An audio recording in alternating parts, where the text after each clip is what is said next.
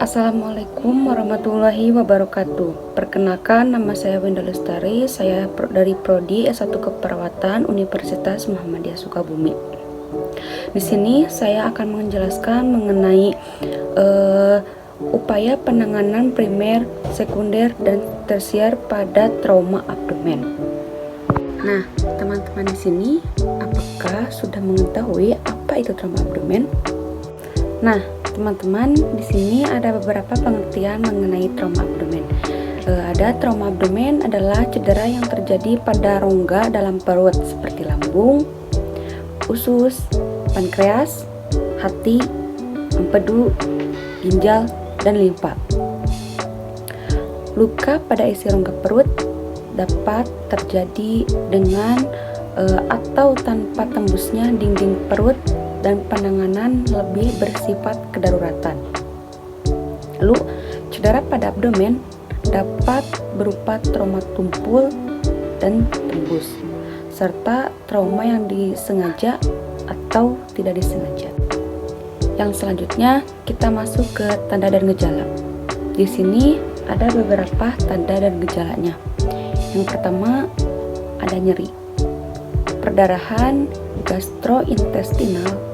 Kalau keterlambatan bisa terjadi hipovolemia.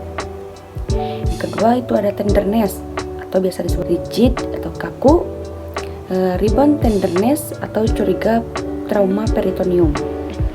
Selanjutnya terjadi distensi abdomen, Bowlson dan region thorax atau curiga diafragma. Lalu ada tanda-tanda krepitasi di region thorax bawah, curiga cedera hepar atau lien. Nah, selanjutnya konsistensi abdomen yang keras atau curiga perdarahan intraabdomen.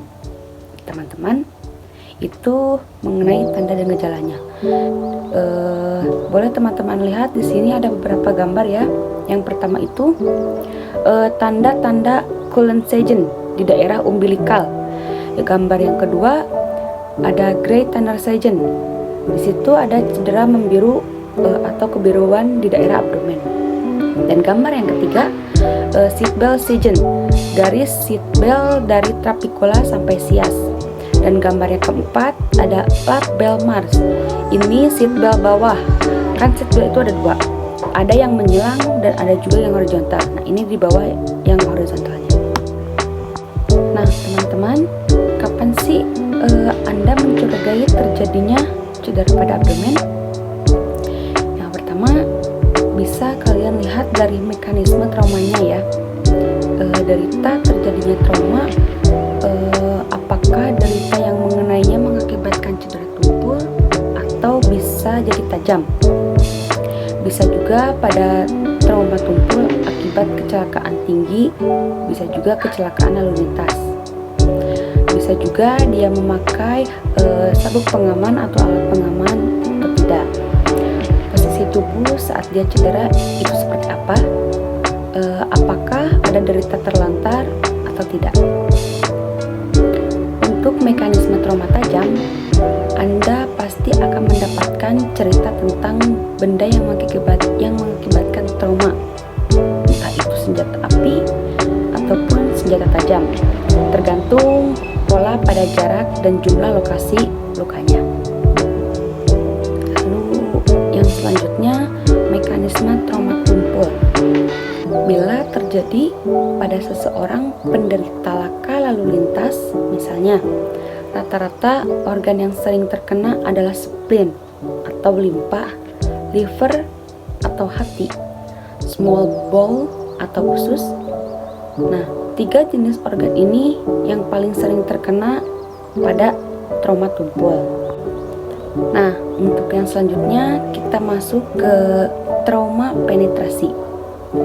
Untuk trauma penetrasi ini semua organ beresiko. Tergantung penetrasi di area mana. Kalau yang ditusuk sekitar kuadran kanan atas, itu mengenai hepar. Begitu pula sebaliknya, bila trauma tersebut ada pada kuadran kiri atas, mungkin mengenai limfa. Tapi secara umum trauma penetrasi terbagi dua, yaitu luka tusuk atau luka tembak. Perbedaannya terletak pada energi yang dapat merusak organ sekitar. Pada luka tusuk, energi yang dikeluarkan itu sangat kecil, hanya 10 energi saja. Jika luka yang diakibatkan oleh trauma penetrasi akibat luka tusuk cenderung lokalize. Bila trauma penetrasi akibat luka tembak, karena kinetik energinya yang besar sehingga mengakibatkan kerusakan yang jauh lebih besar mengenai banyak sekali organ.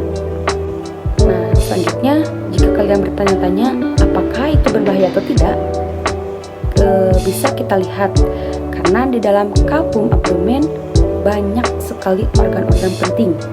Organ-organ penting tersebut banyak disuplai oleh pembuluh darah. Bila terjadi trauma abdomen, entah itu akibat luka tusuk atau trauma penetrasi ataupun luka tumpul akibat pukulan benda tumpul. Bahaya yang paling besar adalah terjadinya perdarahan. Kalau tidak ada luka yang mengakibatkan perdarahan itu tanpa keluar, akan terjadi perdarahan di dalamnya. Nah, oleh karena itu, perdarahan dalam ini jarang kita bisa dapatkan tanda-tandanya tampak begitu nyata. Oleh karenanya, banyak sekali tenaga kesehatan yang melewatkan tanda-tanda ini karena pasien pasti akan mengalami atau terjadi jatuh pada kondisi yang shock. Bahaya yang kedua adalah kejadian infeksi. Bila terjadi luka besar di dalam abdomen, dunia luar begitu banyak yang akan masuk ke dalam rongga abdomen yang seharusnya steril, akan besar pengaruhnya pada kemungkinan terjadinya infeksi. Belum lagi jika organ yang terkena bukan organ padat, misalnya usus. Organ berongga seperti usus ini, di dalam usus tentu ada feses, di mana bukan suatu yang steril, sehingga bila terjadi luka atau robek pada usus dan isi dari usus tersebut keluar, maka akan mengakibatkan infeksi pada rongga abdomen. Nah, untuk pemeriksaannya itu sendiri, apa sih yang bisa kita lakukan pada pasien dengan trauma abdomen atau dengan pasien yang Anda curigai mendapatkan trauma abdomen? Yang pertama, kita mulai penilaian dengan pemeriksaan fisik berupa inspeksi, dimulai dari cara yang paling tidak konvensif atau tidak menyakiti pasien, dengan cara melihat apa sih yang kita lihat. Jelas luka atau besar perut yang kita sebut distended. Lalu bagaimana pemeriksaan berikutnya, yaitu auskultasi atau mendengar. Di situ pasti yang kita dengar itu bising usus. Lalu kita bisa lanjutkan dengan perkusi dan palpasi. Perkusi bisa kita cari peka keparnya. Palpasi adalah menilai apakah ada nyeri tekan saat kita tekan, tapi tentunya ini hanya bisa kita dapatkan pada pasien sadar. Nah, oleh demikian, bagaimana dengan pasien yang kondisi khusus? Di sini ada faktor-faktor yang mempengaruhi penilaian mempengaruhi penilaian Anda pada primary survey. Pertama, misalnya pasien mabuk karena alkohol lalu mengalami kecelakaan lalu lintas.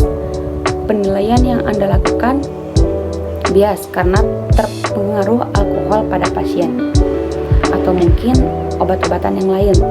Yang berikutnya, bila pasien mengalami cedera otak atau spinal cord, ini tentu akan mempengaruhi pemeriksaan kita, misalnya pada DCS 111 dengan cedera otak berat. Tentu kita bisa menanyakan apakah sakit di daerah sini atau sakit di daerah situ. Yang lain adalah cedera pada tulang belakang. Biasanya pada cedera tulang belakang ini diikuti dengan kelainan neurologis, bisa berupa motorik atau sensorik, dan juga bisa otonom. Oleh karenanya, pada beberapa pemeriksaan pada daerah abdomen akan terpengaruhi. Nah, teman-teman, sebelum kita lanjut kepada upaya penanganan primer, sekunder, dan tersier pada trauma abdomen, di sini kita ada pengertian dari pencegahan primer itu sendiri, yaitu upaya mencegah terjadinya penyakit dengan mengendalikan faktor-faktor resiko.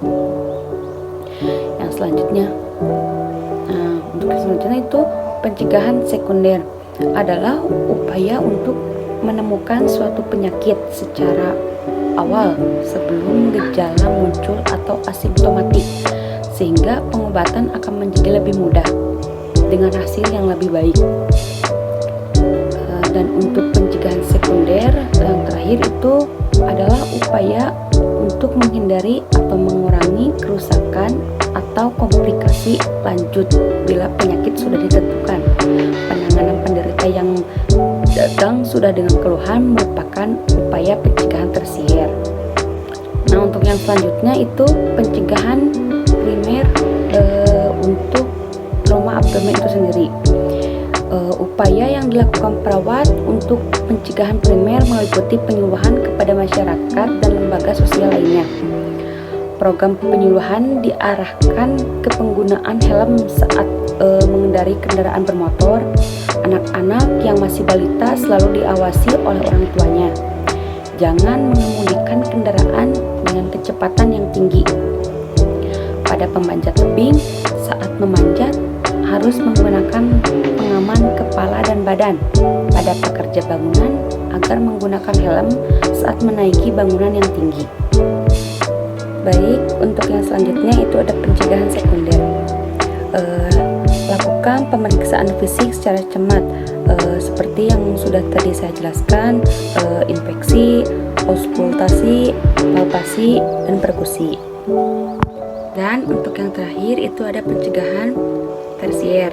Yang pertama pada trauma limpa, imunisasi rutin dengan vaksin pneumokokus dilakukan pada pasien yang baru menjalani splenektomis yang baru pulang dari rumah sakit. Untuk mengurangi resiko overwhelming post splenectomy infection atau yang bisa kita sebut dengan opsi. Pada pasien yang mengalami hematoma limpa subkular, menghindari aktivitas yang berat dan olahraga fisik selama kurang lebih dari 3 bulan. Yang kedua, pada pasien yang mengalami cedera kolon. Pasien yang diduga cedera kolon atau rektum harus diberikan profilaksis antibiotik parental untuk mengatasi kuman-kuman gram negatif aerob seperti Escherichia coli dan anaerob seperti Bacteroides fragilis, sehingga kadar darah yang adekuat dapat dicapai pada saat laparotomi. Dan yang ketiga, pada pasien dengan cedera vaskuler abdomen, tindakan untuk mencegah hipotermi seperti menghangatkan semua cairan infus kristaloid dan darah, menggunakan rangkaian proses pemanasan lewat ventilator, memberikan selimut hangat dan memasang lampu, dan yang terakhir menutup kepala pasien. Mungkin hanya itu materi mengenai upaya penanganan primer, sekunder, dan tersier pada kasus trauma abdomen yang dapat saya sampaikan. Semoga teman-teman semua dapat memahaminya. Mohon maaf bila ada kesalahan. Terima kasih. Wassalamualaikum warahmatullahi wabarakatuh.